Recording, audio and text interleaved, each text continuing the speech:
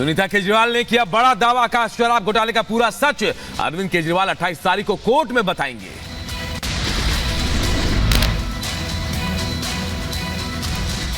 इसका खुलासा वे 28 मार्च को कोर्ट के सामने करेंगे।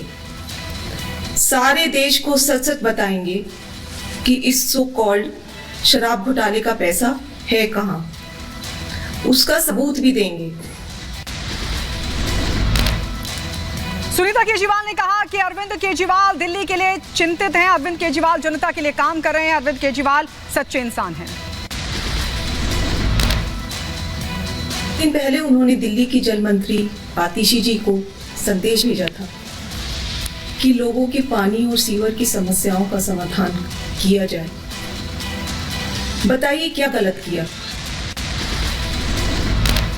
सुनीता केजरीवाल का केंद्र सरकार पर आरोप, केंद्र ने आपके सीएम पर केस कर दिया, ये लोग दिल्ली को तबाह करना चाहते हैं। लोगों की समस्याओं का समाधान तो होना ही चाहिए। इस बात पर भी केंद्र सरकार ने आपके सीएम पर केस कर दिया। क्या ये लोग दिल्ली को तबाह करना चाहते हैं? उधर दिल्ली विधानसभा के बाहर आम आदमी पार्टी का प्रदर्शन, प्रोटेस्ट में कई पार्टियों के नेता और कार्यकर्ता बड़ी संख्या में शामिल। अरविंद केजरीवाल की गिरफ्तारी को लेकर हो रहा है ये विरोध। आप मंत्री आतिशी ने बीजेपी पर हमला बोला, कहा केजरीवाल की गिरफ्तारी लोकतंत्र पर हमला है, लोकतंत्र को खत्म करने की कोशिश हो रही है। केजरीवाल जी की गैर कानूनी गिरफ्तारी के खिलाफ आज सभी विधायक संघर्ष कर रहे हैं, प्रदर्शन कर रहे हैं। आज इस देश में लोकतंत्र को खत्म करने की कोशिश की जा रही है। दिल्ली हाईकोर्ट ने वकीलों को दी चेतावनी, कोर्ट परिसर में प्रदर्शन नहीं करने की इजाजत। आपको बता दें अरविंद केजरीवाल के समर्थन में प्रदर्शन करने वाले थे सभी वकील। सुनवाई के दौरान हाईकोर्ट ने कहा, हम ईडी को जवाब देने के लिए समय देंगे, हमें केजरीवाल की याचिका पर ईडी का जवाब चाहिए। केजरीवाल पर दिल्ली हाईकोर्ट में सुनवाई, जस्टिस स्वर्णकांता शर्मा की बेंच ने की सुनवाई। अरविंद केजरीवाल ने ईडी रिमांड के फैसले के खिलाफ याचिका दाखिल की थी। ईडी ने हाईकोर्ट से मांगा समय, याचिका पर जवाब देने के लिए 3 हफ्ते का समय मांगा गया। केजरीवाल के वकील ने कहा, ईडी जानबूझकर सुनवाई में देरी कर रही है। दिल्ली बीजेपी अध्यक्ष वीरेंद्र सचदेवा ने अरविंद केजरीवाल पर साधा निशाना और कहा कि अरविंद केजरीवाल को दे देना चाहिए इस्तीफा। हमारी मांग है कि अरविंद केजरीवाल भ्रष्टाचारी हैं, उन्होंने चोरी की है, दिल्ली को लूटा है, उन्हें इस्तीफा देना चाहिए। आम आदमी पार्टी चोरों को बचाने का काम कर रही है। मुरादाबाद सीट पर एसपी ने उम्मीदवार का किया ऐलान, एसटी हसन नहीं लड़ेंगे चुनाव, रुचि वीरा को नामांकन से रोका गया। रामपुर में समाजवादी पार्टी के प्रत्याशी मौलाना मोहिबुल्लाह नदवी को टिकट, आज 2 बजे नामांकन करेंगे दाखिल। भोपाल में पहले चरण के लिए नामांकन का आज आखिरी दिन, चुनाव को लेकर बोले एमपी के सीएम मोहन यादव, कहा बीजेपी को भारी बहुमत से मिलेगी जीत। पहले चरण के फॉर्म भरने का लास्ट डे है और उम्मीद कर रहा हूँ कि जिस प्रकार का माहौल दिख रहा है छिंदवाड़ा सहित पूरे शहडोल और ये पूरे बेल्ट का, निश्चित रूप से भाजपा भारी बहुमत से जीतेगी। कंगना रनौत को लेकर बोली बीजेपी सांसद हेमा मालिनी, कहा कि राजनीति में भी अच्छा करेंगी कंगना रनौत। तो जिसने जो भी कहा है वो बहुत गलत कहा है, ऐसा बोलना नहीं चाहिए। And we are film stars means we have lot of dignity, हमें जो इतनी डिग्निटी है बाकी शायद लोगों में नहीं हो सकता है। केंद्रीय मंत्री नितिन गडकरी आज करेंगे नामांकन। नितिन गडकरी ने नामांकन से पहले अपने घर पर पूजा अर्चना की। तमिलनाडु बीजेपी अध्यक्ष के अन्नामलाई ने दाखिल किया अपना नामांकन, कोयम्बटूर से अपना नामांकन किया दाखिल। डीएमके नेता दयानिधि मारन ने दाखिल किया नामांकन, चेन्नई से अपना नामांकन दाखिल किया। अलवर से बीजेपी उम्मीदवार बनाए जाने पर बोले केंद्रीय मंत्री भूपेंद्र यादव, कहा अलवर की सेवा करने का अवसर देने के लिए पार्टी का आभार। बीजेपी नेता दिलीप घोष ने अपने विवादित बयान पर दी प्रतिक्रिया, पार्टी की तरफ से जारी नोटिस पर बोले दिलीप, कहा नोटिस का जवाब मैं आधिकारिक रूप से दूंगा। इंडी गठबंधन की प्रत्याशी इकरा हसन ने बीजेपी पर साधा निशाना, कहा अगर बीजेपी की सीटें 400 पार आ गई तो संविधान खतरे में पड़ सकता है। वरुण गांधी के चुनाव लड़ने पर उनके निजी सचिव का दावा, पहले बीच से चुनाव नहीं लड़ेंगे वरुण गांधी। बड़े नेताओं से चर्चा के बाद लिया गया फैसला। उद्धव गुट ने जारी की उम्मीदवारों की लिस्ट। 17 उम्मीदवारों की पहली लिस्ट की जारी। मुंबई साउथ सेंट्रल से अनिल देसाई को दिया गया टिकट। तमिलनाडु में बीजेपी का चुनाव प्रचार अभियान शुरू। लोकसभा उम्मीदवार तमिलसाई सुंदरराजन ने कोयम्बेडु शिवन मंदिर से प्रचार अभियान की शुरुआत की। उद्धव गुट के नेता अमोल कीर्तिकर को ईडी ने किया तलब। कथित खिचड़ी घोटाला मामले में ईडी करेगी पूछताछ। दिल्ली में आप नेता दीपक सिंगला के आवास पर ईडी की छापेमारी। रेड के दौरान भारी सुरक्षा बल तैनात। कर्नाटक में सरकारी अधिकारियों के ठिकानों पर लोकायुक्त की रेड। करीब 7 ठिकानों पर की गई छापेमारी। आय से अधिक संपत्ति को लेकर छापेमारी। मांड्या में लेखा अधिकारी कृष्णा गौड़ा के आवास पर छापा। जांच के दौरान 3 फाइलें जब्त की गई है।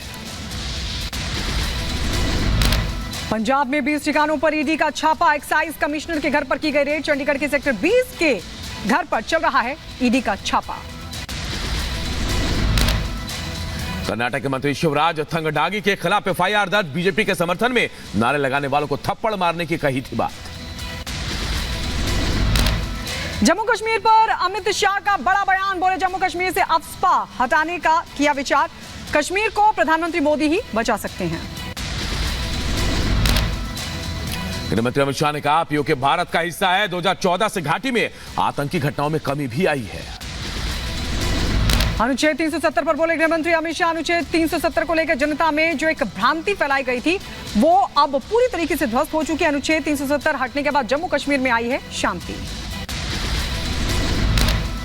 अमित शाह बोले पीएम मोदी के पास जम्मू कश्मीर के विकास का रोड मैप भी और विजन भी है। अगर कोई कश्मीर को बचा सकता है तो वो सिर्फ पीएम मोदी है। गृहमंत्री अमित शाह ने अफस्पा हटाने की बात पर उनकी बात पर बोले बीजेपी के नेता कविंद्र गुप्ता। अनुच्छेद 370 और 35 से हटने के बाद अफस्पा हटाने की शर्त रखी गई थी और जल्द ही फोर्सेज अपने बैरक में लौटेंगी वापस। गृह मंत्री जी की इंटरव्यू में जिस प्रकार से ये बात आई है तो स्वाभाविक बात है कि पहले ऐलान किया है कि जब हालात हमने सुधारे हैं तो स्वाभाविक बात है कि आने वाले समय में अफस्पा को समाप्त किया जाएगा और धीरे धीरे सभी आर्म्ड फोर्सेस हैं वो अपने बैरक्स में जाएंगे। शाह के अफस्पा वाले बयान पर जम्मू कश्मीर पुलिस ने दी प्रतिक्रिया। अफस्पा हटाने के विचार पर जताई सहमति।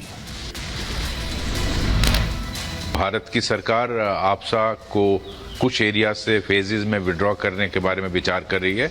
ये बहुत अच्छी अनाउंसमेंट है क्योंकि 370 हटने के बाद हालात में काफी तब्दीली आई है। उधर भोजशाला सर्वे को लेकर सुरक्षा व्यवस्था सख्त। हिंदू पक्ष के आशीष गोयल, गोपाल शर्मा और मुस्लिम पक्ष के अब्दुल समद खान भी भोजशाला पहुंचे। प्रयागराज से मुंबई जाने वाली कामायनी एक्सप्रेस को बम से उड़ाने की धमकी। जांच में जुटी आरपीएफ की टीम। फिलहाल तलाशी के दौरान नहीं मिली कोई संदिग्ध वस्तु। अयोध्या में रामलला के दर्शन करने उमड़ी भक्तों की भारी भीड़। राम भक्तों ने लगाए जय श्री राम के नारे। मुख्यमंत्री योगी आदित्यनाथ का गाजियाबाद दौरा। आज सीएम गाजियाबाद में प्रबुद्ध वर्ग सम्मेलन में शामिल होंगे। नर्मदापुरम के सतपुड़ा टाइगर रिजर्व में मां के साथ मस्ती करता दिखा बेबी बियर। वीडियो हुआ वायरल। तमिलनाडु के करूर में संसदीय क्षेत्र के कार्यकर्ताओं की बैठक में तमिलनाडु बीजेपी अध्यक्ष के अन्नामलाई भी शामिल हुए। तमिलनाडु के पूर्व मुख्यमंत्री ने मछुआरों के परिवारों से की मुलाकात और साथ ही चुनाव से पहले श्रीलंकाई जेल से मछुआरों की नौकाओं को छुड़ाने का किया वादा भी। दिल्ली में उस्मानपुर पुलिस स्टेशन के पास युवक की गोली मारकर हत्या। इलाके में मचा हड़कंप। पुलिस मामले की छानबीन में जुटी। उत्तर प्रदेश के जौनपुर में बदमाशों के हौसले बुलंद। बैंक के पास कैशियर की लात घूंसों से की पिटाई। पीड़ित ने पुलिस में दर्ज की शिकायत। मामले की जांच कर रही पुलिस। झांसी के पुछ इलाके में रेलवे ट्रैक के पास मिला महिला का शव। सूचना के बाद घटनास्थल पर पुलिस पहुंची। शव को कब्जे में लेकर छानबीन शुरू की गई। उत्तर प्रदेश के रायबरेली में पेड़ से लटका मिला महिला का शव। पुलिस ने शव को लिया कब्जे में। जांच कर रही है। राजस्थान के अलवर में पुलिस और गौ तस्करों के बीच मुठभेड़। पुलिस ने 4 गौ तस्करों को गिरफ्तार भी किया है। शाहजहांपुर में एसिड अटैक का मामला आया सामने। लड़की पर हमला करने के दौरान 3 बदमाश खुद हुए शिकार। मामले की जांच कर रही है पुलिस। बिहार के भोजपुर में पटना दिल्ली होली स्पेशल ट्रेन में लगी आग। कड़ी मशक्कत के बाद आग पर काबू पाया गया। इस हादसे में किसी के हताहत होने की खबर नहीं। उधर बिहार के आरा में हुआ हादसा। ट्रेन की एक बोगी में लगी भीषण आग। शॉर्ट सर्किट की वजह से हुआ यह हादसा। झांसी के कटेरा इलाके में हुआ हादसा। कच्चे मकान में लगी आग। ग्रामीणों की मदद से आग पर काबू पाया गया। लंदन स्कूल ऑफ इकोनॉमिक्स के भारतीय छात्र सत्यम सुराना ने लगाया आरोप। कहा कि छात्र संघ चुनाव में उनके खिलाफ चलाया जा रहा नफरत और बदनामी भरा अभियान। कोलंबियाई नौसेना की बड़ी कार्रवाई। कोलंबियाई नौसेना ने कैरिबियन सागर से 3 टन कोकीन जब्त की। 6 लोगों को हिरासत में भी लिया। मैक्सिको के जंगलों में लगी भीषण आग। आग का तांडव देखने को मिला। तेज हवाओं के साथ जंगल में लगातार फैल रही है ये आग। जॉर्डन की राजधानी अम्मान में प्रदर्शनकारियों ने इजरायली दूतावास के बाहर विरोध प्रदर्शन किया। पुलिस ने कई प्रदर्शनकारियों को गिरफ्तार भी किया है। अमेरिका में जहाज के टकराने से ढहा ब्रिज। बाल्टीमोर से कोलंबो जा रहा था ये जहाज। हादसे में किसी के हताहत होने की खबर नहीं। जहाज के टकराने का ड्रोन फुटेज भी आया सामने। जहाज पर मौजूद सभी लोगों को सुरक्षित निकाला गया बाहर। और इस वक्त की बड़ी खबर आपको बता दें, अरविंद केजरीवाल पर अनुराग ठाकुर ने हमला किया। अरविंद केजरीवाल पर अनुराग ठाकुर का हमला। कहा जेल से सरकार चलाना चाहते हैं अरविंद केजरीवाल। घोटाला करने का बनाया रिकॉर्ड। यह कहा अनुराग ठाकुर ने और साथ ही कहा कि आम आदमी पार्टी की करतूतों पर चुप क्यों है कांग्रेस। तो यह सवाल अनुराग ठाकुर ने उठाया है। अरविंद केजरीवाल को लेकर उन्होंने हमला बोला और यह कहा कि जेल से सरकार चलाना चाहते हैं अरविंद केजरीवाल। सुनिए क्या कुछ कहा अनुराग ठाकुर ने। देखिए, हमने देखा था लालू प्रसाद यादव जी के समय जब वो चारा घोटाले में फंसे थे, तब राबड़ी जी अनाउंसमेंट करती थी, आहिस्ता आहिस्ता उन्होंने गद्दी संभाल ली।